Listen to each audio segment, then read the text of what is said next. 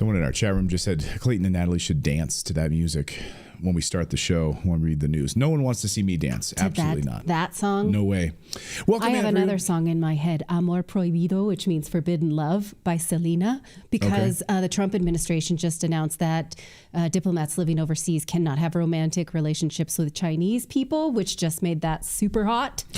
So we're going to see more of that. Wow, I didn't make that leap. But hey, welcome into Redacted on this Thursday. You need to read more romance novels. No, I do not. Welcome in, everyone. Hope you're having a wonderful Thursday. And live from the Rocky Mountains, snowy Rocky Mountains today, back in the snow. It was nice and hot. Everyone's wearing shorts. And then, now we're back in the snow again. But anyway, hey, we got a busy show for you on this Thursday. I'm Clayton Morris. I'm Natalie Morris. We're going to talk about the meltdown over these tariffs. So if you turn on like Fox News Channel, or any of the mainstream media, you're going to see people saying that these Trump tariffs are the greatest thing to ever hit America. And then if you flip on like any of the media, local liberal media, say the exact opposite. It's the worst thing that ever happened in the United States of America and the world. So we're going to try to go through this in nuance because markets melting down. Gold prices surging to an all-time high, over $3,100 an ounce. What is this actually going to mean for us in our personal wallets? We're going to talk about that coming up. Plus, the Trump administration continues to deport people for ideologies. That's strange. We're going to talk to Glenn Greenwald about this, and also the increasing rhetoric about war with Iran, because now Israel says, hey, look, the Trump administration is super down to help us bomb Israel.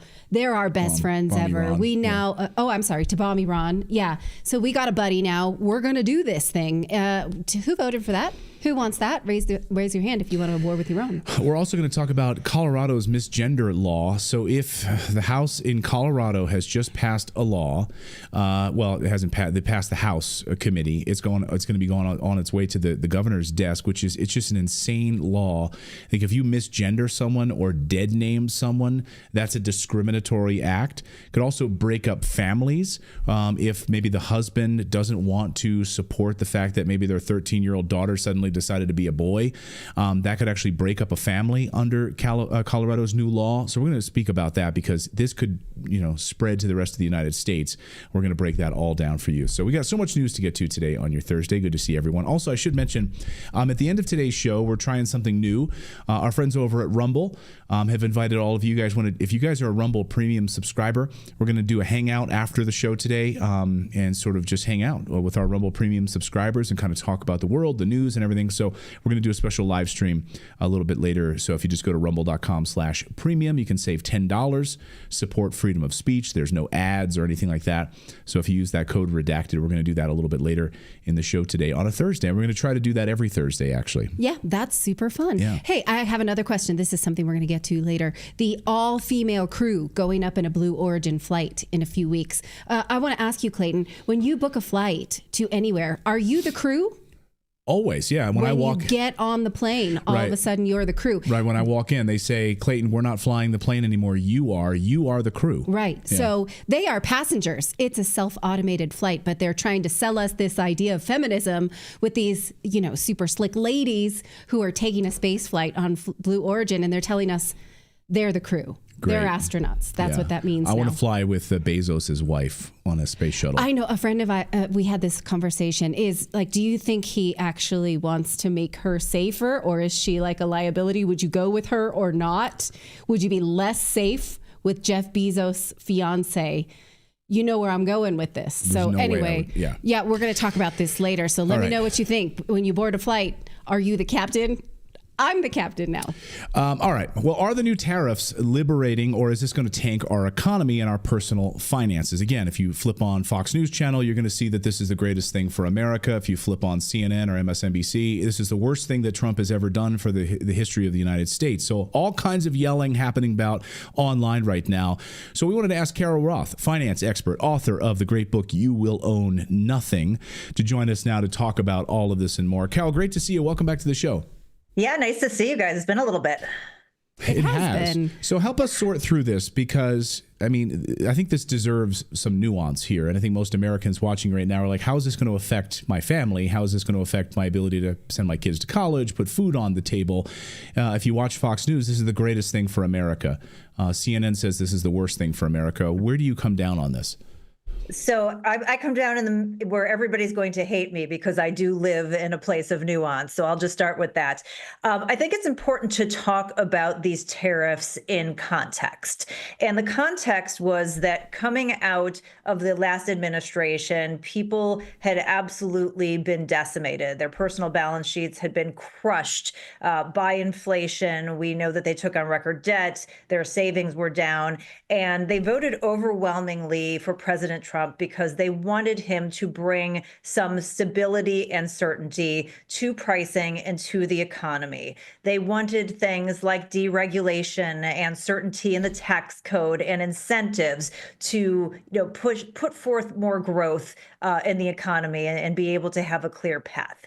And I think that part of the challenge is that the tariffs have now come out in front of many of these things in a very chaotic and, in my opinion, poorly communicated fashion. So that is setting people, kind of on a path of uncertainty and showing up in terms of pessimism instead of optimism and lower consumer confidence and business confidence, which can be a self-fulfilling prophecy. I think the other thing about the tariffs, and there are places where, I can argue that tariffs make all of the sense in the world. Places like securing our national defense. We want to be able to produce ammunition here and ships and things that deal with maybe technology. There are places where it makes sense. And there are places where it's never going to make sense because of our regulatory environment, our cost structure, both in terms of labor and energy. There are certain things that we're just never going to manufacture here. So I think the expectation was that the tariffs were going to be more focused and surgical. And had they been, okay, we're going to really focus in on these key areas, I don't think you would be having these issues. But when it's poorly communicated, when it's broad across the board, and then yesterday, when you get this proclamation that they are reciprocal, yet the math is not based on any sort of reciprocity. It's not reciprocity based on a product category. Hey, you're charging us this much for rice. We're going to charge you this much for rice. It's not even based on reciprocity in terms of you're charging us this much as a country on average. We're going to do this. It's based on some sort of calculation that is the trade deficit divided by the imports of the country. And that is kind of numbers out of nowhere. And by the way, even if you're not charging us tariffs, there's a 10% across the board minimum.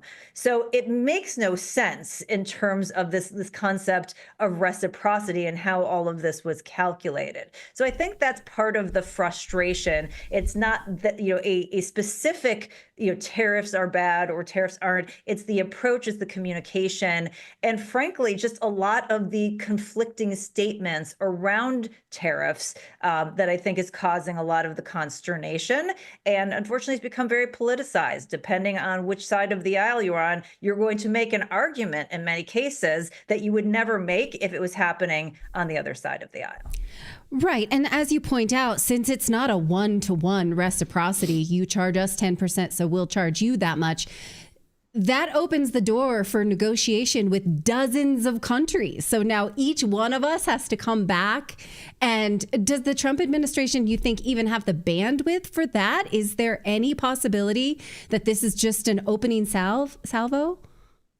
I do think, and I certainly at this point hope that this is more art of the deal. And what happens is that there are probably, in my guess, a small concession made somewhere with a handful of key players, and then everything across the board kind of falls from there. Everybody declares massive victory, and all the people who've been making arguments that are now going to end up in conflict with that resolution, suddenly those arguments go out the window. So that is the hope.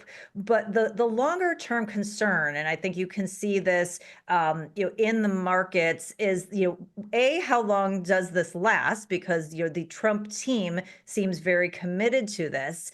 And then also just the general uncertainty. It's very difficult for businesses, big and small alike, to make decisions about investment, about hiring, about running their country when things change on a dime. It's just not a constructive environment. And this is something that impacts everybody. So if we're going to talk about making America great again, and we're going to talk about America first, that needs to be part of the equation. You cannot just look at one specific piece and not see how it, relates to every other aspect of the economy. And so, if you are a company that all of a sudden decoupled from China in the last couple of years because you thought you were doing the right thing, because we said that, China is not our friend, and you moved your manufacturing to Vietnam. Now you just found out that you're going to get hit with a 46% tariff. No good deed goes unpunished. It's very difficult to operate under those kinds of constraints.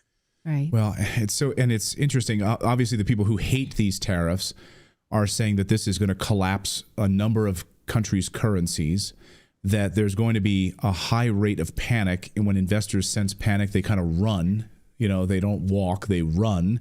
The U.S. dollar sank more than 2% against the euro, the Japanese yen, the Swiss franc, oil and gold both fell. But also we saw, gold prices surging. So I'm not exactly sure where some of this is shaking out. But it seems to be just a lot of uncertainty. And there seems to be, to your point about the communications piece, kind of haphazardness as it relates to some world leaders, like Trump cozying up to Mark Carney in Canada. And I don't understand that, where it's like, I know there's this weird sort of throw things at a wall appeal. It seems like right now, cozying up to Canada, cozying up to Mark Carney, liberal in Canada, and allowing them to kind of get off the hook and then kind of walking it back and then going back again. So there's a lot of uncertainty right now. I can speak to people who've had stuff stuck at the border, like the Canadian customs. It's just shoved there, stuck there. They don't know what to do right now. Well, I know small businesses who even before yesterday were getting absolutely crushed. We had a 20% tariff already on China. And normally it would take, to say, bring in like $500,000 worth of goods, it might cost you four figures to bring that container in.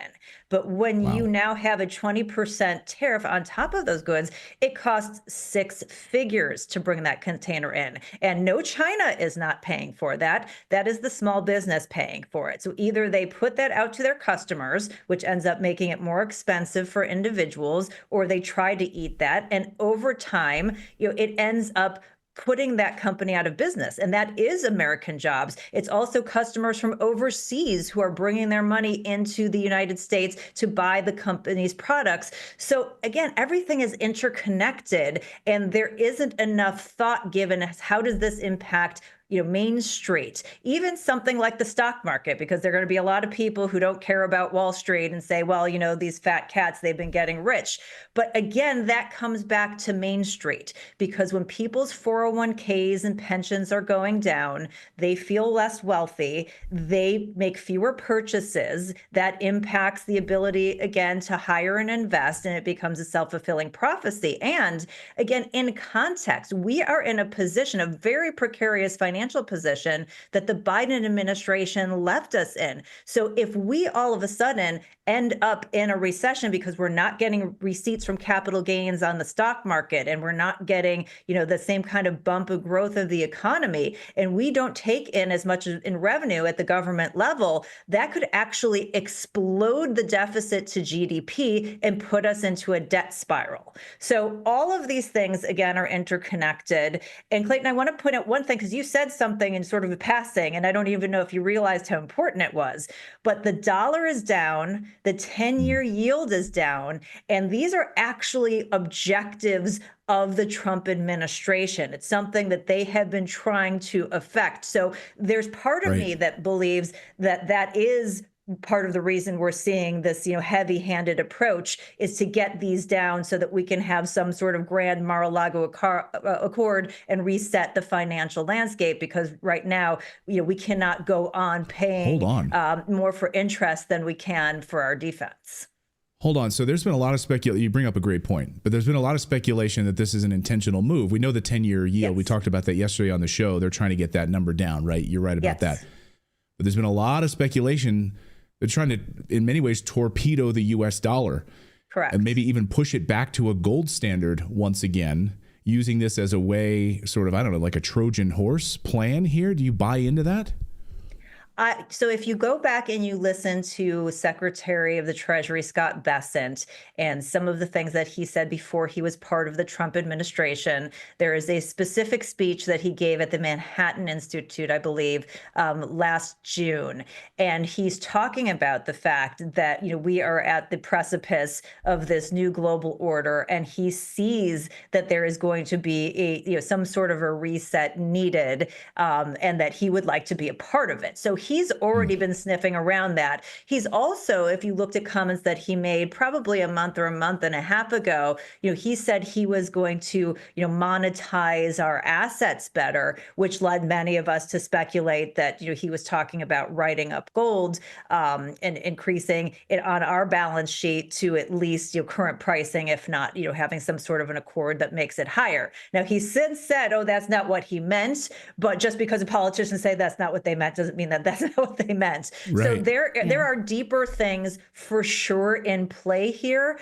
But my opinion is that from a choreography standpoint, I still think that not causing the chaos and panic, and you're doing the things that will unleash the growth side of the equation from the deregulation standpoint, the tax certainty standpoint and the like, is the right way to then also be able to have the latitude to do these other things. And that this order of operations may seem trivial, but based on the tight financial situation that we have, it's very, very critical. Well, thank you so much for your insight, because if you follow Carol on X, she's a voice of reason. She doesn't panic, but she definitely gives you your opinion. And during the last, especially 5 years, following her analysis of what the Biden administration did to us during the pandemic, what the goal was of globalists through her books, You Will Own Nothing, The War on Small Business, really one of my favorite voices in finance. So thanks for coming back on Redacted. We've missed you. Thanks, Carol. No. Appreciate you guys. If I could just plug quickly, I also have a free economic newsletter at carolroth.com/news. So if you want to be educated, grab that there too. Oh, there it is on the We'll screen, do that. carolroth.com/news. There you go. Carol, great to see you. Thanks, guys. Thank you so much. And yeah, if we look at the Wall Street Journal this afternoon, I mean, take a look, Philip, if you want to take this, if you can. So stocks suffering their biggest one-day wipeout in value since March of 2020. NASDAQ slides 6%, S&P tumbles 5%, Dow Industrials 1,600 points. Gold down about a half a point right now. It did hit all-time highs, but now gold has dropped about like $17 worth, down to about 3,100. But yeah, you can see what's happening right now. It's a lot of uncertainty, I think, is what's going on. Everyone's scared. So I feel a little like, okay, let's see how this is going to play out. I'm not going to make big plans right now. I'm hoping for maybe some low interest rates in the future if the market's going to tumble like this. We're all like, what do we do? Okay. Well, like we said, a friend of the show, Anthony Pompliano, yesterday said like this is, and he actually in his newsletter today said this is fantastic for the American economy. Bringing manufacturing back home, leveling the playing field. So I'm there for that. I mean, if that's going to happen, but we'll have to see how all of these, if there's panic, and that's the thing I worry about too, is if the panic leads to poor decisions, if they're just reacting or they make some, stupid reactionary measures, we'll have to see about that. All right. Well, we've got more news to get to because we're going to talk about deportations and due process. And our friend Glenn Greenwald is going to be joining us in just a little bit to talk about all of that. Maybe the idea of due process. We are a country of laws. Is that getting lost in all of these deportations? Certainly no one wants violent criminals in the United States, but how do we handle that at a legal level? We're going to talk about that coming up. But first, no, we're going to do that actually. Oh, yes. Okay. First, we'll tell you about our friends over at Hillsdale, because if you are a fan of this show, then you're a fan of being self-educated. Hillsdale is a great place to go if you would like to further study certain things that maybe you liked studying when you were a student or you never quite got to. One of our favorite traditions, of course, is setting out the things that we'd like to learn for New Year's. And a lot of times it's like, I would like to learn more about this. I'd like to be more educated about this. Well, Hillsdale College is offering more than 40 free online courses. That's free. 40 of them. You can learn about the works of C.S. Lewis, stories in the book of Genesis, the meaning of the U.S. Constitution, always top of mind these days, the rise and fall of the Roman Republic. You can find all of these. Just look at their buffet of choices. And these are self-guided guided study. So you don't have to show up at any certain time. You take the courses as you'd like. You study at your own pace. So check them out. Head on over to hillsdale.edu/redacted. There's no cost to enroll and it's easy to get started. One more time, that's hillsdale.edu/redacted to enroll for free. One more time, that's hillsdale.edu/redacted. Well, Israel says they're working with the U.S. to bomb Iran's nuclear facilities in the next few weeks, and they especially love President Trump. This is a quote from an Israeli source to the Daily Mail. From Israel's perspective, with Trump in the White House, this represents the optimum moment to deal with Iran. There won't be a better chance. So their assessment is that Trump is super down with bombing to join Iran. them in a war with Iran. Now, journalist Glenn Greenwald joins us from System Update. He's a fellow Rumble creator and also a YouTuber, and has been talking about the ever-increasing war drum of war with Iran. So what is your assessment, Glenn, of this? Trump is our bestie. We're going to carry out this, we're going to rumble, basically. We're going to carry out this war. Well, of course, it's ironic in the sense that a lot of MAGA supporters, Trump supporters, were very excited about the prospect that Trump would be president because he frequently boasted, I think justifiably so, that he was the first president in decades not to involve the United States in a new war, which was true in his first term. And in general, people are tired of Middle East wars, saying we don't want to continue to involve ourselves militarily. We want to use the resources to support Americans and improve life in the United States. And yet, as soon as Trump's in office, barely a month in, he restarts Biden's bombing campaign against Yemen and escalates it. And a huge number of Trump supporters start approving of it and applauding it, even though J.D. Vance and that secret signal group said, we don't have any interest here. We have very little traffic that actually goes through the Suez Canal. It's the Europeans and the Israelis who have an interest in this bombing campaign, but not the United States. An America First argument.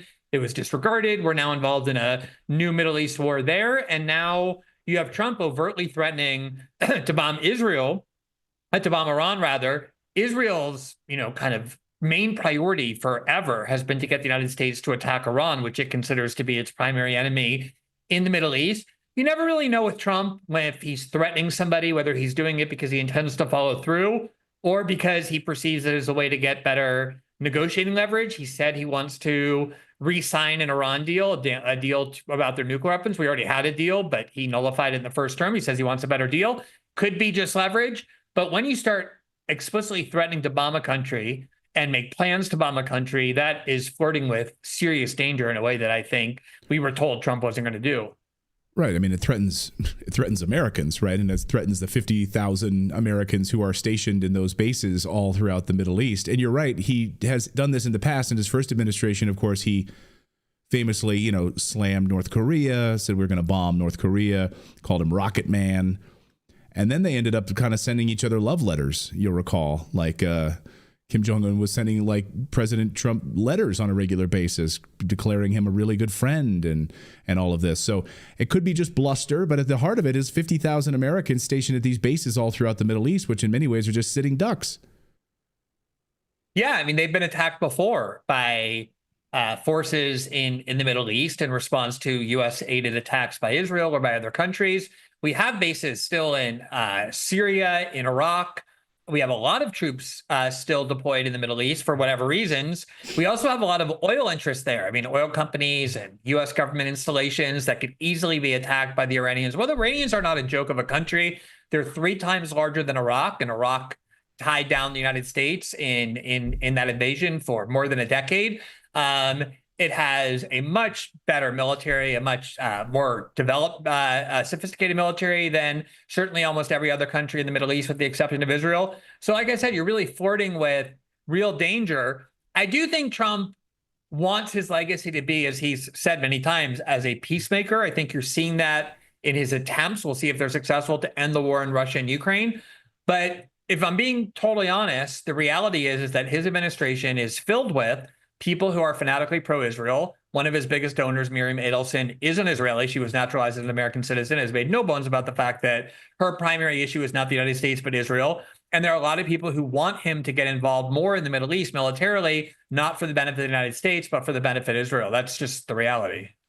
Yeah. Right. And we just can't read the tea leaves because we know he's no fan of Netanyahu. But the Netanyahu government continues to praise Trump as if they're leading them by the nose. Now, recently you reported that Israel is also setting the agenda for deporting Israel critics. Can you tell us more about that and what you found? Sure. So we know, and it's been a lot of news, I'm sure you guys have talked about it, that there have been multiple students, grad students, PhD students, Fulbright scholars who have been in the United States legally, not illegally, but legally. And the State Department decided to, in secret, with no hearing, no accusations of any kind, cancel their visa in secret. And now suddenly they're in the United States illegally. And then ICE agents show up, plain clothes with unmarked cars, to detain people, snatch them off the street, take them out of their apartments, and send them to a detention camp in Louisiana, which they're sending them there because they think judges will be more deferential. And the question has always been, like, how are they choosing which students to target? I mean, there was this case of a PhD student who's Turkish-born who just got snatched off the street in Tufts. Not only wasn't she an organizer of any student protest, there's no evidence that she even participated in one. She certainly never vandalized a building or attacked Jewish students or threatened Jewish students or occupied a building. The only thing she did is write an op-ed with 3 other Tufts students in the Tufts newspaper, calling on the administration to honor the student Senate vote to divest from Israel, just distance the college from Israel, which is you don't have to agree, but it's a totally peaceful and constitutional legal way of expressing yourself. And what we've determined and have been able to discover is that there are 2 very shady groups, so deep ties to Israel, the Canary Project and this group called Batar, that are openly collecting these lists, putting them on the internet, creating dossiers on people they regard as anti-Israel or anti-Semitic or pro-Hamas or pro-terrorist, all of which means criticizing Israel. And they have confirmed that they're sending these lists to Homeland Security, to the State Department, and the State Department is using those lists, at least in part, to determine who can stay in our country or who can't. In other words, the Israeli government and pro-Israel funders are the ones making that decision for the government of the United States. And of course, free speech is at the center of this. We saw this week in Congress, testifying before Congress, these rabbis who are saying it's not enough for you to be anti-Semitic, you need to be anti-Semitic, and also trying to classify anti-Semitism in a different category from other forms of discrimination. So if you're black, you're Asian, no. Anti-Semitism rises to a higher level than any of your grievances. What did you make of Congress this week in those hearings? Well, this is exactly what's going on. I mean, I've listened to conservatives, I've had them on my show. I've been in agreement with them as they mocked all of these victimhood narratives for minority groups, the idea that they have to have speech codes to protect them from hearing ideas that make them unsafe, that we have to look at minority groups as endangered and vulnerable, the United States as being a systematically racist country against them. Therefore, they need extra protections. These were all ideas that conservatives viciously mocked when it came from literally every other minority group.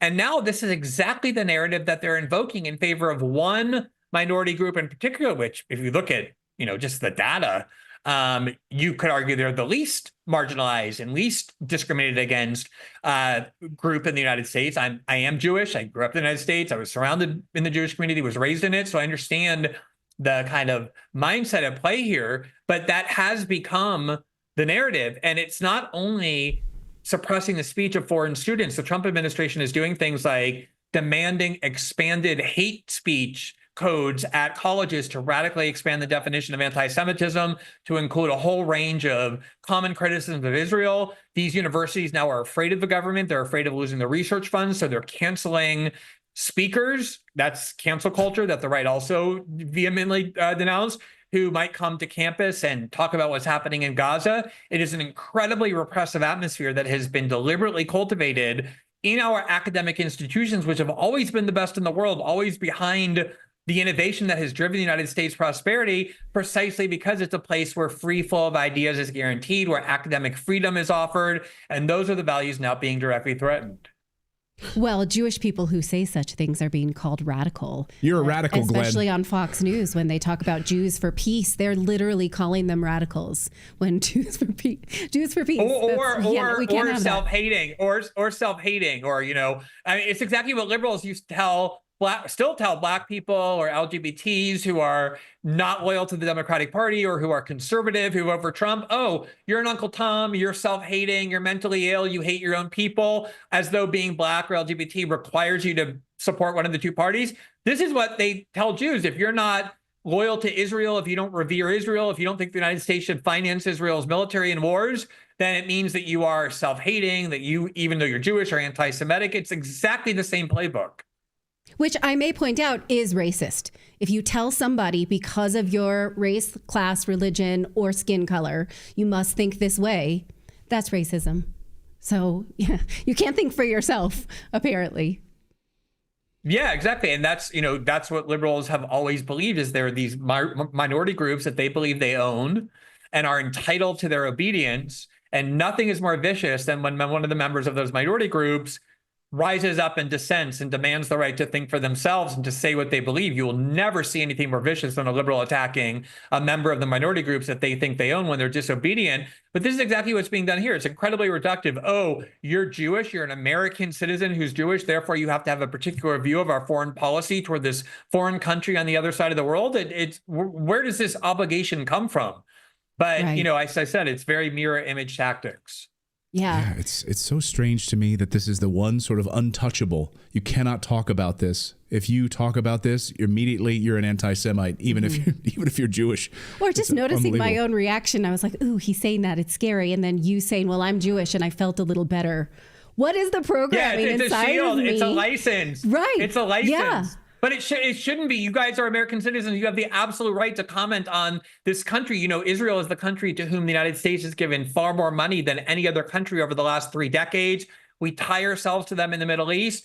And in any event, you should be able to have whatever views you want. This is the other irony, is that the main grievance of the right about liberals and leftists is that the minute that you disagree with them, they call you a racist in order to destroy your reputation, to intimidate people out of disagreeing with them. Go say something negative about Israel, critical of Israel, question why the United States financed Israel, and count down the seconds until those very same people who complain about that tactic call you a racist or an anti-Semite. It's amazing that people can vehemently denounce a tactic one day and then embrace and invoke the same exact tactic the next. It's amazing to watch. Right. Or don't understand history beyond October 7th. They'll throw that out there as like an invective as well. Don't you understand what happened on October 7th? So that therefore justifies genocide of 50,000 people. Like you must. No, you can go back in history, way back in history beyond that. How about to the United States and Israel funding and essentially creating Hamas? Can we talk about that, or is that off limits too? You can't talk about off limits. Sorry. Yeah. And you can find articles, throughout 2023, you don't even have to go that far back in history. You can find articles throughout 2023 continuously before October 7th, where Israel was bombing the West Bank and Gaza, killing huge numbers of innocent people, killing children, killing babies. The conflict between the Israelis and the Palestinians did not begin on October 7th. Right. It's ridiculous. Yeah. But people have such short memories, just like they think the Ukraine war started on February of 2022. Exactly. Glenn Greenwald, host of System Update here on Rumble. Great to see you, my friend. Excellent work, as always, one of the greatest journalists in the world. Thank you, Glenn. Great to see you. Always good to be on your show. Good to see you guys. Thanks so much. Thanks, Glenn. So great to talk with him, as always, and a clear-headed voice in all of this. So if you ever want to get some clear-headedness about a topic, check in with Glenn, because he'll set you straight. Never miss an episode. All right, coming up here, we're going to talk about, we'll have some fun, and then we're going to dive into a little bit more serious topics, but we're going to talk about this feminist fail. I know the Blue Origin spaceship is going up, and it's going to have an all-female crew, but they're actually not touching any of the controls. They're going to be on board, but they're being called a crew. So Katy Perry is an astrophysicist now. Apparently. Yeah, we're going to talk about that. She can put that on her resume. We're also going to talk about Colorado's misgender law coming up here in a second. But first, let's talk about this, because, as you know, the turmoil right now happening with tariffs sent gold prices surging. over the past 24 hours, up to like $3,100 an ounce. It dropped this afternoon about half a point or so. So down about $17, but still $3,100 an ounce. That's an all-time high. It was just below $3,000 just a short time ago. Silver price is down as well, which is good news right now if you're interested in investing in precious metals, because now you can get silver at a price that you wouldn't otherwise be able to get it. It was at a 13-year high. It just dropped a little bit. Anyway, all that to say, in my mind, in fact, I had a friend reach out to me yesterday, a longtime friend. He texted me and he said, we're seriously about to invest in gold and silver. I just do not want our dollars sitting in US dollars anymore. And was talking to him about gold and silver and investing with our friends over at Lear Capital because they do such a fantastic job. They're an American company. Get on the phone with them right now. They have a new report out that has a gold target of $4,200 an ounce. And as Carol Roth was talking about earlier, if Trump reclassifies gold prices to at least the modern standard of what they are, that's like $48, I think, in Fort Knox. Reclassifying it at $3,100 or even $5,000 an ounce could dramatically change things. All that to say, I'm a big proponent of making sure that some of your U.S. dollars are invested in precious metals to protect you and your family from the volatility that we see. Gold and silver have sustained for 5,000 years through the failure of government currencies, up and down. Fiat currencies have all collapsed, all of them in world history, and gold and silver have sustained. So even if you just put a portion of your savings into precious metals, in my opinion, it's a smart move. But call our friends at Lear Capital today. They'll help you. They're an American company. Just get on the phone. They're an education company first. So they'll just walk you through the process. There's no pressure at all. They'll just send you that free gold report and have a conversation with you. And if it's right for you, of course, you can have gold coins, silver coins shipped right to your house, kept in your gun safe, or you can store it off-site in a facility that's under guard 24/7. Call their 800 number, 1-800-613-3557 for your free guide, or just go to the website, learredacted.com. That's learredacted.com. All right. Well, we are being invited to be inspired by these women here on the cover of Elle magazine this month because they are the, quote, all-star lineup of Blue Origin's historic all-female space crew. It is manufactured feminism, and it makes me a little mad, to be honest. They are billing themselves as the crew of this aircraft, the first all-female crew. Now, can we discuss this word for a minute? When you board a plane, are you the crew? No, you are a passenger. The crew is typically defined as the personnel responsible for operating and managing an aircraft during a flight. But the Blue Origin rocket that these gals will be on flies itself. You see this here? This is the new Shepherd, and according to Blue Origin's website, it is fully autonomous. There are no pilots. There is only a crew capsule for 6 people, so the people sit and ride it. They do not operate. Do they just sit in the tip? Yes. Yeah. Okay. It has been called the sort of penis looking. Okay. Yeah. All right. That's where they sit. Where these ladies how long are these flights? Just out of curiosity. Oh, good question. 6 minutes. 11 minutes. Depends on how you feel that day. Because I was going to say, if it was like long term, they'd give up as soon as they realize they have to poop in a bag. Like, you should go poo before. It's 11 minutes, and only 4 of those minutes are you actually in orbit. Oh, so these are very brave. These are. Gayle King, she's a brave woman. Right. And so I'm sure there are things they'll need to know, safety briefings, like when you get on a plane and you need to look at the stewardess, do this, and, all of that. Put in your harness, yeah. Right. So I'm sure they'll get some more extensive safety briefings, but there is no minimum knowledge requirement. They didn't have to pass a test. They didn't have to go to astronaut school. They're not astronauts. They're not a crew. They are passengers. All 6 of these ladies were chosen by Lauren Sanchez. She's the fiance of Jeff Bezos, who owns Blue Origin, because of their, quote, proven ability to inspire others. Really? Katy Perry inspires others? I want you to just, if you'd like, go down the rabbit hole and just look up Katy Perry humiliation ritual.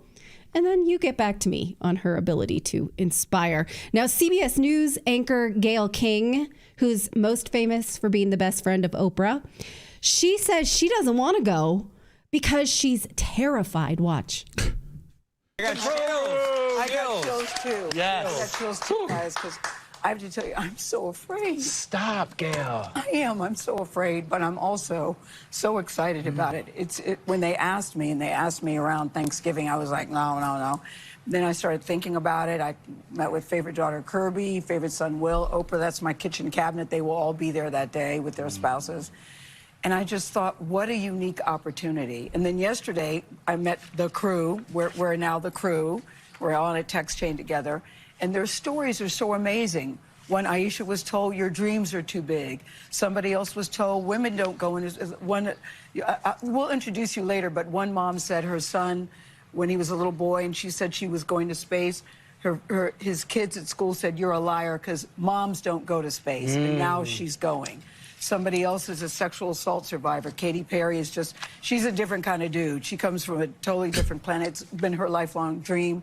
Lauren Sanchez, we all know, she flies helicopter pilots. She's a philanthropist. She's an author. We know, of course, that she's engaged to Jeff Bezos.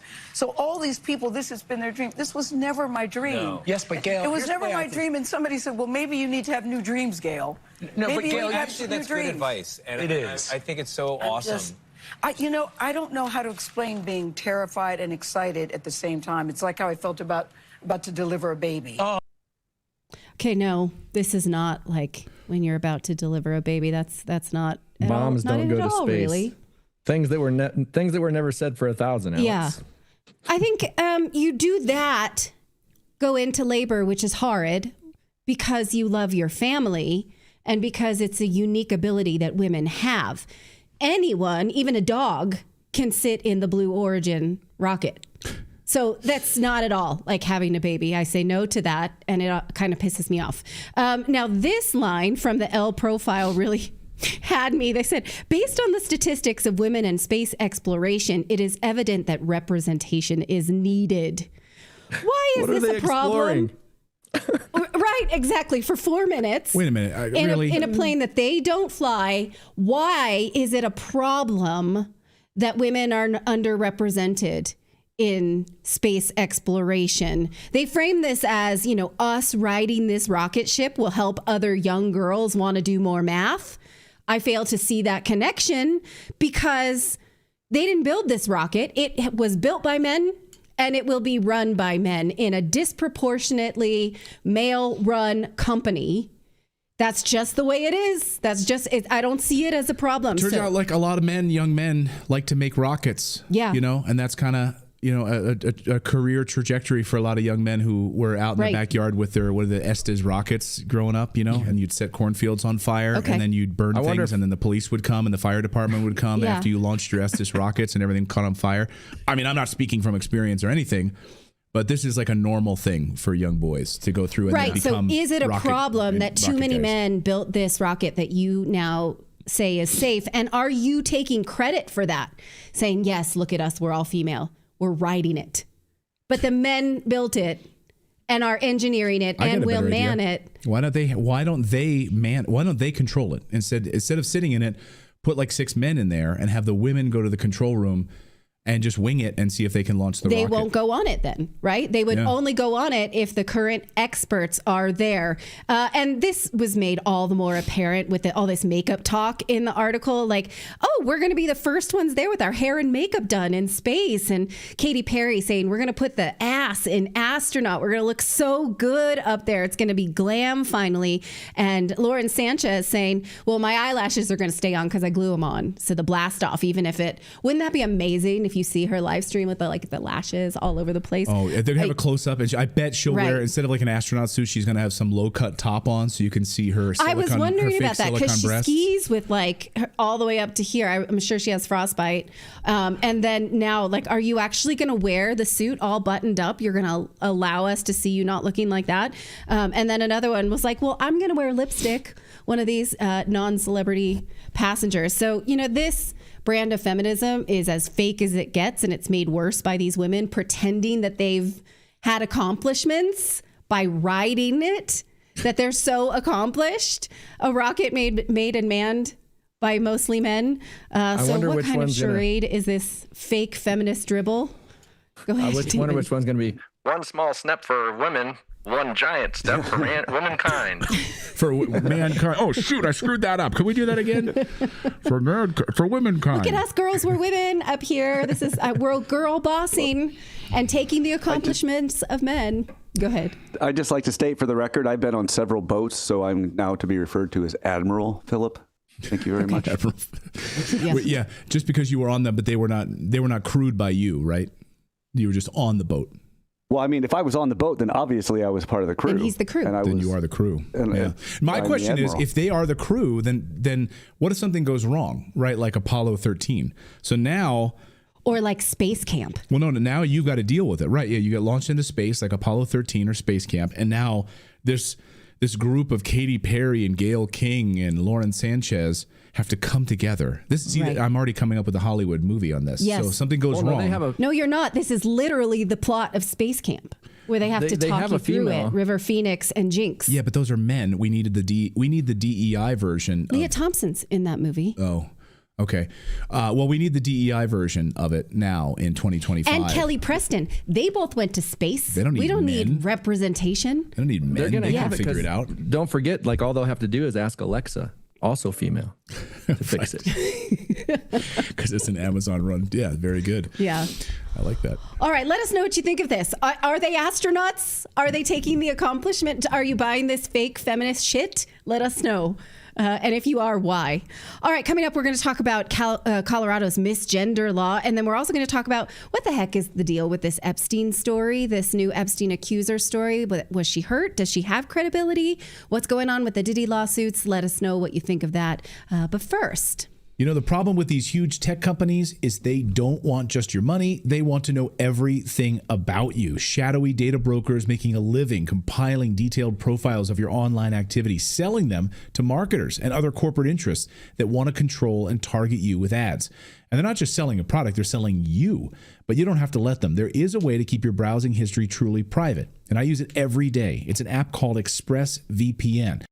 And one of the easiest ways for data brokers to track you is through your device's unique IP address, which also reveals information about your location. So with ExpressVPN, your IP address is hidden. That makes it much more difficult for data brokers to monitor, track, and monetize your private online activity. ExpressVPN also encrypts 100% of your network traffic to keep your data safe from hackers while you're on public Wi-Fi.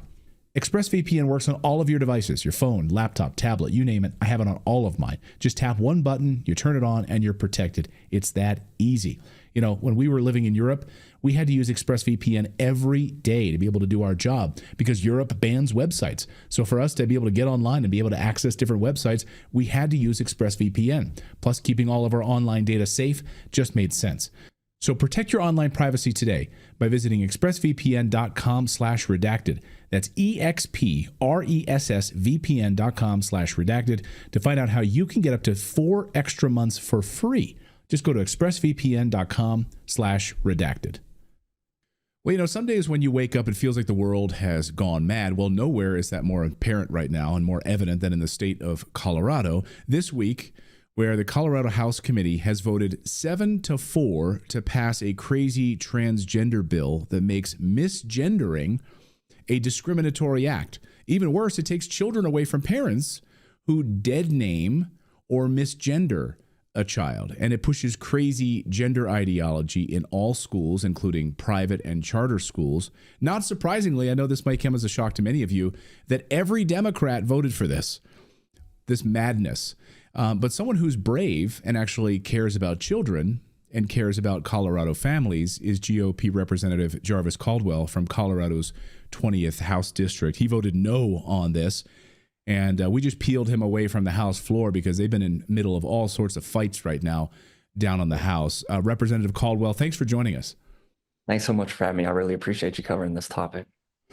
Yeah, it's outrageous. I mean, it's not just about Colorado. I mean, this is a madness that has, of course, permeated the United States of America and pushing this gender ideology into our children at the school level. So just at a nuanced level, can you just talk about how this bill would affect families?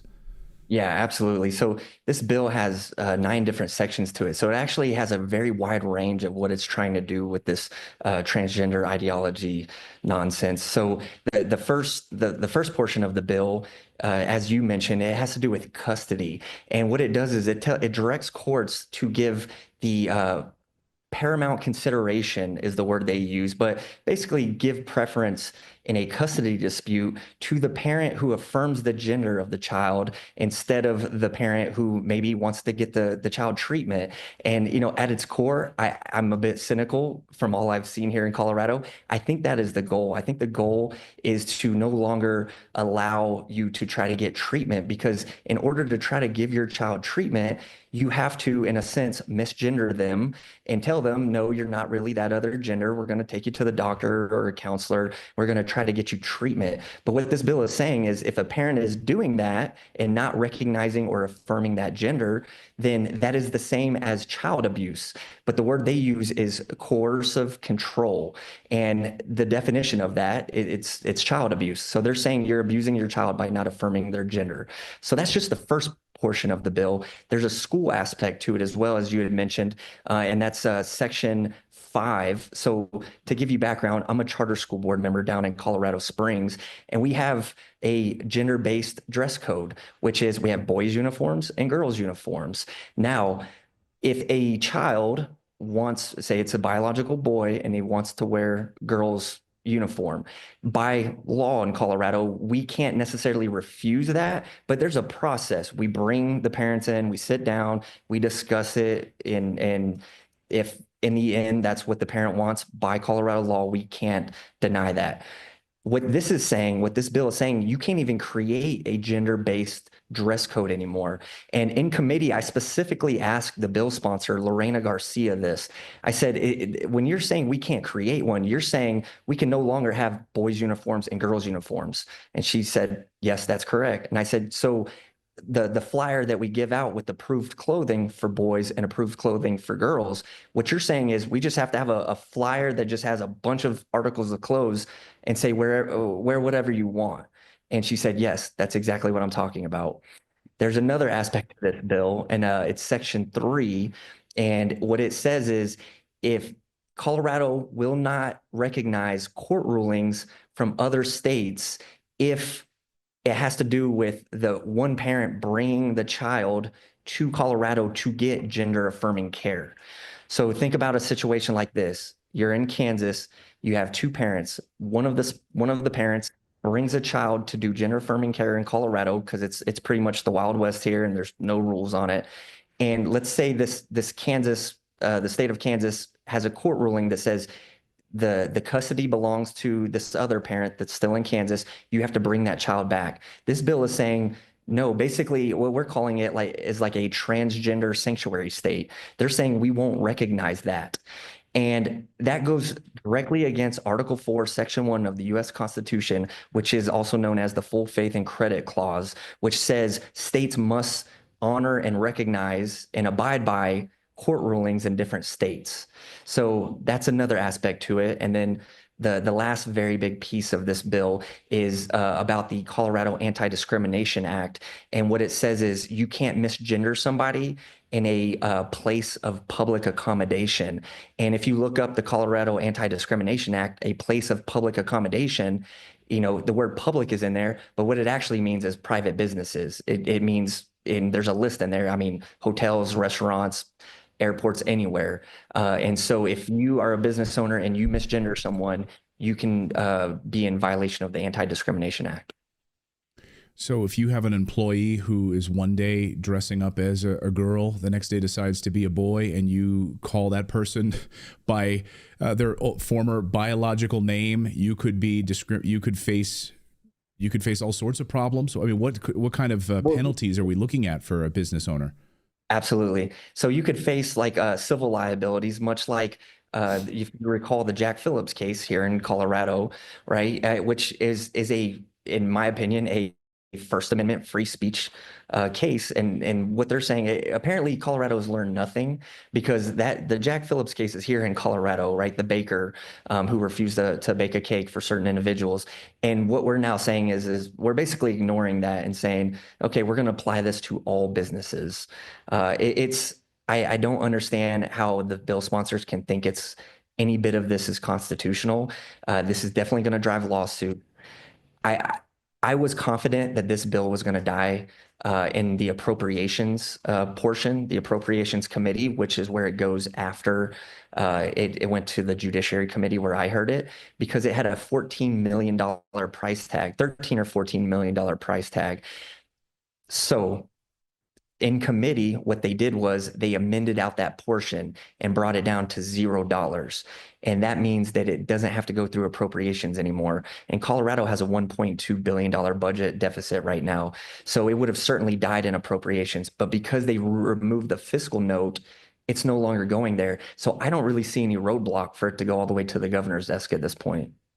And Jared Polis will likely sign it. I mean, I'm clearly he's going to be running for president. I think it's pretty clear to most of us who watch Colorado politics that so Governor Polis will likely sign this thing, and this will become the law of the land. And then, of course, this is going to be probably fought in the Supreme Court because, well, you have President Trump's executive order, which forbids key pieces of this. So they're moving forward with it regardless of what President Trump's executive order has signed. Yeah, I would love to see President Trump, and I should just say we have Republican congressional members here, and I don't want to speak for them, but they're either already aware of this or they're going to be made aware of this. And what I would like to see is pressure coming down from the White House on Jared Polis saying, if you sign this into law, you're in violation of my EOs. You're violating the rights of parents. You're violating school choice. You're violating First Amendment rights. You're violating the full faith and credit clause. This is going to put certain things in jeopardy for you if you sign this. And maybe that pressures Governor Polis to not sign it, which would be my hope. But, you know, I think with Jared Polis's political ambitions, future political ambitions to run for president, because I think you're absolutely correct. I think he will run for president one day. He has to look at how this last presidential election went and think to himself, this is not a winning issue for me. And so I hope maybe that's what convinces him to veto this bill if it comes to that, which obviously I hope it doesn't even get that far. Yeah, I mean, do Coloradans actually want this? I mean, do these Democrats have science on their side somehow that, hey, splitting up families and pushing this crazy gender ideology, you know, we've got the science to back it up. And are Coloradans coming out in the streets saying, yeah, we want this. We want this. We want you to destroy families. We want discrimination. We want civil penalties for people who misgender somebody just because, you know, biologically you look like a man. So I called you a man. And now I'm going to be hit with a lawsuit because you look like a man, because you have an Adam's apple and you were born a man just because you're dressed. We have to go along with, I'm just so angry. We have to go along with this charade just because you want to wear a dress. Now I need to face civil penalties because I call you a biological man. It's madness. Where do Coloradans come down on this in your district specifically? I know you don't speak for all of Colorado. I mean, my district is it's a very conservative district, and I can tell you for sure. I mean, I ran on parental rights and school choice and those kinds of issues, and I won pretty overwhelmingly. So I know my district doesn't want this. But frankly, you know, and like you said, I can't speak for all Coloradans, but I don't think the majority of Coloradans want this. I think this is one of those situations where it was a complete like advocacy bill. And you had certain groups that are very far left pushing this. And I brought this point up on social media that actually I brought this up in closing arguments too. In committee, we heard a bunch of different people testify in favor of this bill, and they talked about how the stakeholdering went and that they've been working on this bill for over a year. And that completely caught me off guard because this bill was introduced this past Friday on March 28th. It was introduced on Friday evening after we had left for the day and no one was tracking it. Nobody was there and heard it be introduced. And then on Monday afternoon, they just kind of nonchalantly, the chairman of the committee said, oh, and by the way, we're going to hear House Bill 1312 tomorrow in committee. And, you know, myself and other Republicans were like, well, House Bill 1312. We haven't even heard of this. And then when we went and looked it up, we realized just how crazy this bill was. So we had less than 24 hours to organize and to get our people together to come testify against this. And I mean, I think we had a great showing. There's 220 witnesses, and it was split pretty evenly between the fors and against. And so with under 24 hours, and they had a whole year to plan for it, I think the Coloradans really came out strong, especially parents. Well, hope we bring more awareness to this story. This could creep up in state houses across the country, and I hope that we can put a stop to this madness. And by the way, I should say that the 20th House District in Colorado is lucky to have you as a sane member of the state house. Representative Jarvis Caldwell, thank you so much for joining us. We really appreciate it. Thank you so much for having me, sir. Appreciate it. It's bonkers. I tell you, it's absolutely bonkers. This is why I tell my kids all the time, do not take surveys in school. No matter what it is, you're not allowed to take surveys about what you think about things. What do you do at home? What do you eat? Do you feel, they give them a lot of, do you feel supported? No surveys. Nope. No, we're not giving the state any insight into what happens in our house so that they can use it to take you away. So let me know what you think of that. All right, let's talk about Epstein, shall we? Diddy. The underbelly of our legal system.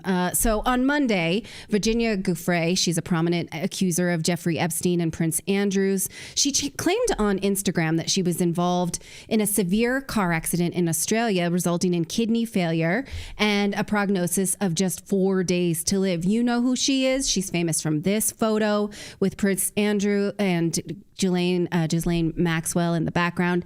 Now, she said she'd been hit by a bus. She posted this photo of herself. She says she's dying, but Western Australia police said that the incident occurred on March 24th and it was a minor crash and there were no reported injuries. Now, the bus driver has been speaking out and saying, actually, this is what happened and it was not a fatal accident. Her spokesperson later said she's in serious condition, but that Instagram post was only supposed to be a private post for Facebook. She didn't mean this. Medical staff later indicated that she's not in a life-threatening situation and she's expected to recover. So this raises concerns about her credibility. Or was this supposed to raise concerns about her credibility? What are we to make of this? Lionel from the Lionel Nation YouTube channel has been following this Epstein case, and he joins us to discuss. So what do you make of this now, her as a main accuser? Well, a couple of things. First of all, you said that someone said this wasn't meant to go on Instagram. It was meant for Facebook. Excuse me. What the hell does that mean? Who cares? The issue is, did this or did this not happen? That was your answer? Oh, it was meant for Facebook. Oh, okay. Well, like her private Facebook account, not for public Instagram. Either way. Right. This looks like I thought this was a morgue shot when I first saw it.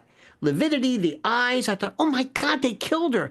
And then I said, no, she's in a hospital. Check out the picture again. Now here she is, minutes away, days away from death. She's in extremis. She's got a necklace on. She's got earrings on. She's got her long hair. She's wearing a camisole. She has her left breast kind of smooched up. Now, first of all, she has, I think, a sticker or something for some kind of telemetry or monitoring. Everybody that I've ever talked to says, if you're in the hospital, you are days away. First of all, you're going to have nothing on that can get in the way if they have to intubate or take you to the hospital. You put the gown on, and the gown's not to embarrass you anymore. It's to get to you right away. This is ridiculous. That's number one. Number two, if you read this, remember, ostensibly was written by her. She writes this in an almost jaunty style. All right. She starts off. She says, "Well, let me tell you something. This has been one hell of a year, and let me tell you, if you've been hit going 110," she says, kilometers. It doesn't matter whether you're in a tin can or whatever. Oh, and by the way, and then she slides into, and I've got 4 days. I've got renal kidney failure, which is a bit redundant, and they switch me anyway. Goodbye, cruel world. I want to kiss my babies. Thanks, everybody. All right, buddy. Thank you. Good night. I'll see you. It is the most bizarre. And I'm thinking, wait a minute. Who did somebody get her? This is the most important person in the most important criminal case that has just been rekindled, revitalized by virtue of Pam Bondi doing I don't know what. They have these files that I guess we forgot about that. Remember, Cash said, "All right, I'm going to make sure that we take all those boxes." By gum. Well, we don't know what happened. And when they looked into this, nobody had any record of who she was, where she was. And what got me the most was the complete and total disinterest on the part of the media. They didn't even care. It's like, wait, is she alive? Did somebody put her up to it? Is she in some not safe house, but is she alive? Is she? The amount of inaction at every level of the media astounded me. Absolutely astounded me. Yeah. So the mainstream media is not interested in whether she lives or dies, just like they were not interested in the details of Epstein killing himself, right? And so they've got a narrative and they're fine. But it's important to talk about her credibility as a witness, obviously, even though she settled most of her cases. Could you surmise, could you surmise she's a damaged person for what has happened to her? Damaged in terms of credibility, or damaged mentally, socially, spiritually? Yes, the second. She's a whack job, no matter what she said. I don't even think her kid. Listen, she's estranged from her husband. I don't think her kids are with her. I don't know what she's doing in Australia. I don't know any of this stuff. Remember, this is a woman who claimed that Alan Dershowitz had been involved with this, and then said, "You know what? I think I made a mistake. I don't know about you, but there are very few people who look or sound like Alan Dershowitz." But now, I'm not suggesting it happened or anything like that. But what? You mistaken identity? Listen, you can change your mind. And again, I'm not suggesting it happened. So her credibility was weird to begin with. Remember all those cross claims? Remember Dershowitz sued boys sued Dershowitz. They were back and forth, and you did this and you didn't. And that just kind of went away. And but here's the thing which I wonder about. When Pam Bondi said, "We're going to bring this forward," there was a theoretical possibility that these cases might be revived, that maybe there is a victim who never settled, who never disposed of their case. Would it be possible for somebody in either a revived case or a pending case to bring Giuffre back as a witness to corroborate or to establish where she was? And imagine that line of cross-examination. "So, you're the same Virginia Giuffre who had 4 days to live? Who gives you 4 days as a number? Normally, when people are, they always give you that stuff on TV. She's in guarded condition. She's in what? I don't know what. She's been elevated to poor." I was like, what? That weird, that Overton window of hospital, we don't know what that is. So the whole story stinks to no end. And I'm wondering, I was thinking, wow, Pam Bondi announces the reintroduction of these files, and I just wonder if maybe somehow somebody says, let's take care of the loose ends in Australia. But then I thought to myself, imagine you're a hired hitman, and your job is to take this woman out, and you're going to use a school bus going. None of it. The whole story. But here's the best part. It's been forgotten. The way I was just doing a little, they said, bus driver clears up. Clears up? What do you mean clears up? Did or did this not happen? How did you tell anyone that you had 4 days to live? Where is this picture from? The bus driver says, "I don't know what you're talking about." Nobody looked at it and says, "Can you bruise that quickly? Was this day?" The thing is, you could tear this apart if Harvey Levin or anybody cared. No, but it's like that ship has sailed, whatever you want, kind of like the Diddy case. That thing is so, we've lost, we can't hear anymore. When you go to a loud concert and you hear the noise and you come on and your ears are ringing, that's the way we are with this guy. Whatever. Who's new this week? What new name? Right. It's just gone. We can't figure it out. The Busby lawyer still, I think, is fantastic. Can't even appear pro hoc vice. Well, so what that update is that he applied to practice in New York, which you're allowed to do as a lawyer. If you're taking a case in a different state, you just get sort of a temporary permission to practice. And the state of New York said, no, thank you. So he was not able to bring some of the cases on behalf of his what happened was, right? In New York, where I'm a member of the state, the first department, the state, so to speak, bar association, the federal has their own thing. You have to be a member of the Southern District of New York. Now, if I were to go to the Eastern District of Montana, I apply pro hoc vice in advance. It is very simple. I get a local lawyer, somebody who vouches for me, somebody who will accept process. They make sure, okay, you're a member of another bar association. It's easy peasy, no problem. It's just we just don't want somebody walking in and, well, I don't even think that had happened because I think the allegations were maybe that he had done this before without applying or being a member. It's amazing how you would think somebody would check immediately whether you have any. Anyway, it's the silliest thing. I don't understand it, and I think this other district is. Well, what do you make of it though? Like besides all the things that it's paperwork, right? So do you think that those plaintiffs would find another lawyer because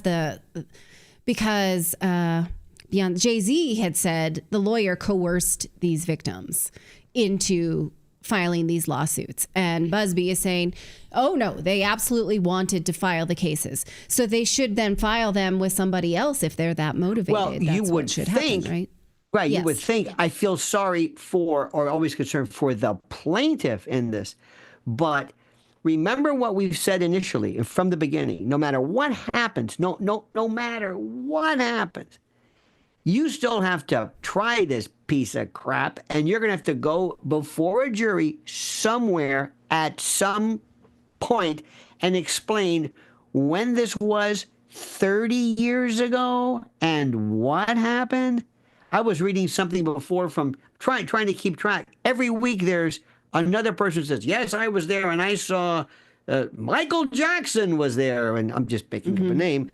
And where is this going? We have been inundated. Somebody very close to the system, basically a criminal, said, who had either been in the federal system or the lockup, said, he's not going anywhere. There is nothing. They are so tired of him and so mad at Busby him. or Diddy? The feds. It's like, this is enough. There is nothing. Everything about you. Busby's not his. Busby's trying to sue him or convict him, but the case is just it's people want to just be done with it. There's no, and we still can't figure out what's going to happen with the Trump administration. Remember recently what Pam Bondi just announced with the death penalty in the Luigi Mangione case. They didn't see that one coming, and he sure as hell didn't see that. So now we wonder, what is a Pam Bondi DOJ going to do? They're going to look at this and say, is this, and this is what I've said, it's not that what you've done is not wrong. Is this federal court worthy? Is this, Al Capone?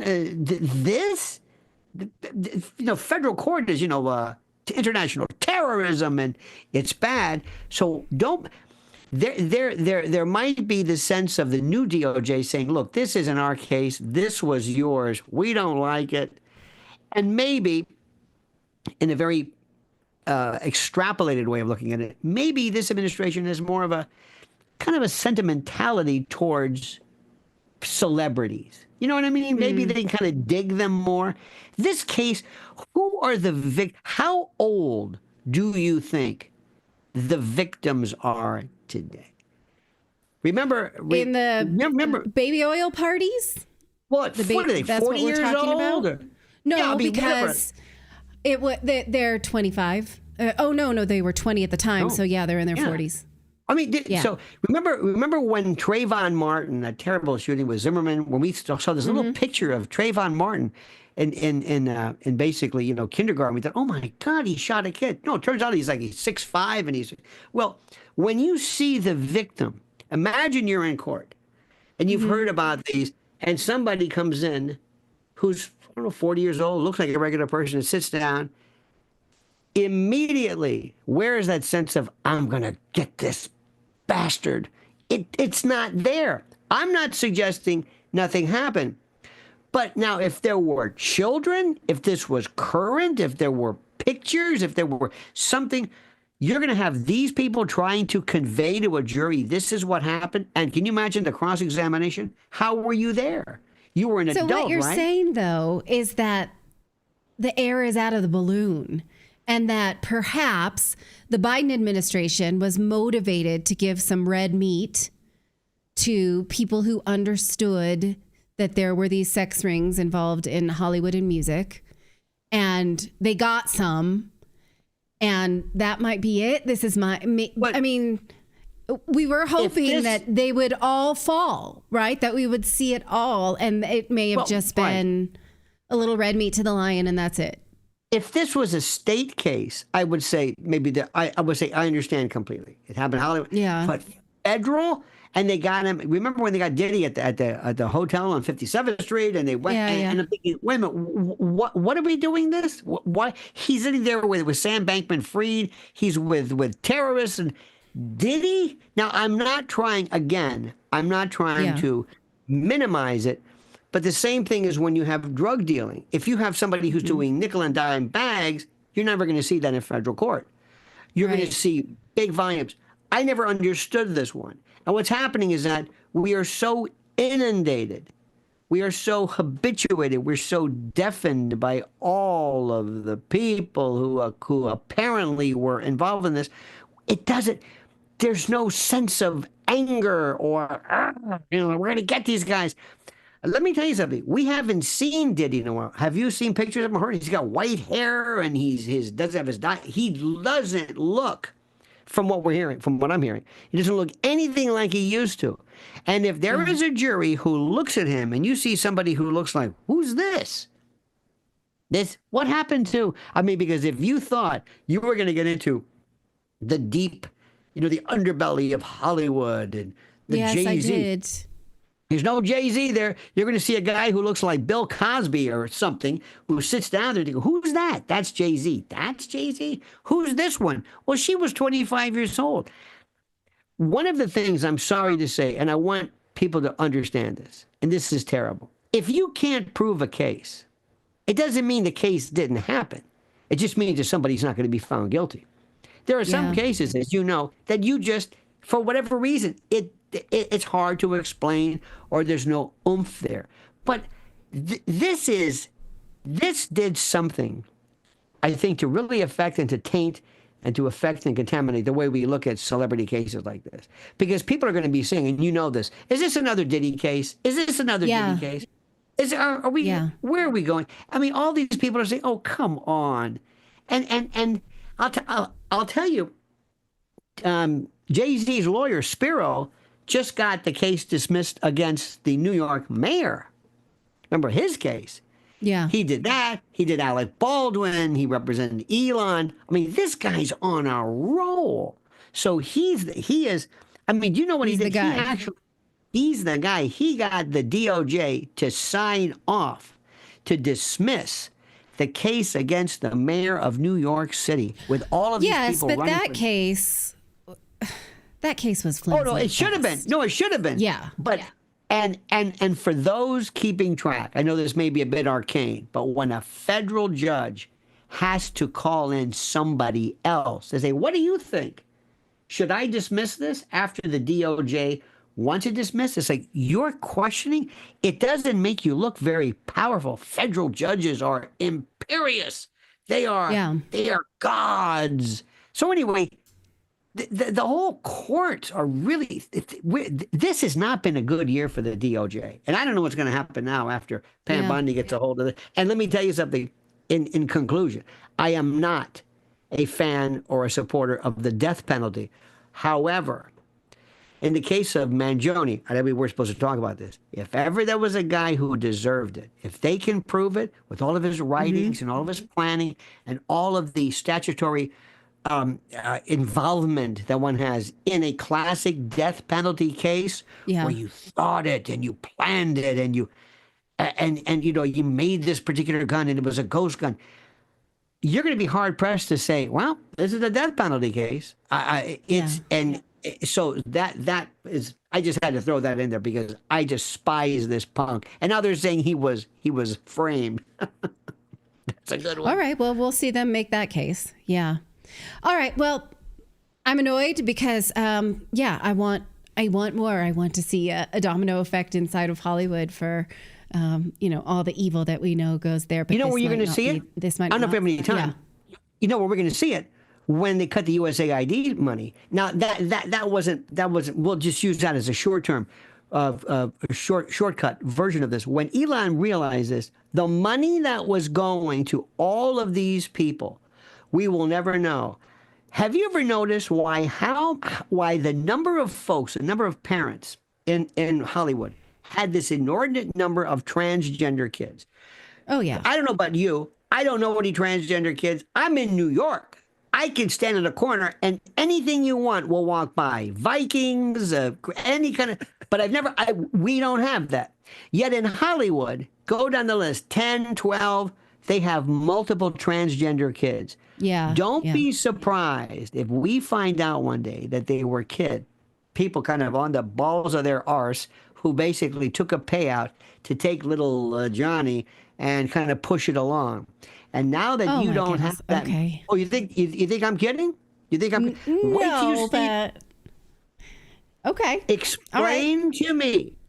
Explain. Yeah. Well, how do you explain all these people like the Alec Baldwins and the Carl Reiners and the De Niros who were basically really not that popular, who were put out there to be the most vociferous against Trump, and now all of a sudden that gravy train's gone. Okay. Don't be surprised if people. I'm following you. Never thought of that, but I'm with you. Sure. These people are evil. No, these people are and their kids are. Let me tell you something. If you have nothing, and you have a child who might, I don't know, show up for a penny, and this one's daughter has it, and whoever's, I can't go. Charlize Theron, and go down the list, and you think to yourself, little Timmy is acting. How much did they get for that? Maybe not the full surgery. Oh, I wouldn't put it past them at all. Not at all. But there's no more money there. That's been cut. See ya. What happens now? Yeah, I get what you're saying. All right. Well, this is what you can expect from the Lionel Nation YouTube channel. Thank you for this, Lionel. I really appreciate it. And sorry, we ran. Yeah, we ran a little late today. So thank you for sticking around. And it's always good to see you. Indeed. Thank you. All right. So we told you that we are going to do an exclusive Rumble on Rumble Premium, and we invite you to join. If you have to go ahead. We appreciate you being with us this week, especially because we've been alternating being sick in the Morris family. It's been a show, I'll tell you, but we really appreciate you sticking with us. So if you got to go. But if you'd like to join us for an extra conversation, it's not scripted. We don't have any news to get to. We've given you all the meat of the show, but we want to talk to you. And if you want to talk to us, then join us at rumble.com/premium/redacted. One more time, that's rumble.com/premium/redacted. If you use the code redacted, you get $10 off, and that is $10 off towards your membership of a premium Rumble, and you get all sorts of exclusive content. Plus, we're trying to make sure that we stick around with you for at least a half an hour after the show on Thursdays. So head on over there. If you're not going to do that, I want to say goodbye. Thank you so much, and we'll see you on Monday, everybody. So make sure you're subscribed to the show. All right. So are we now exclusively on Rumble, or shall I give it a second? Yep, give it a second. I got to do my things. David's doing his thing.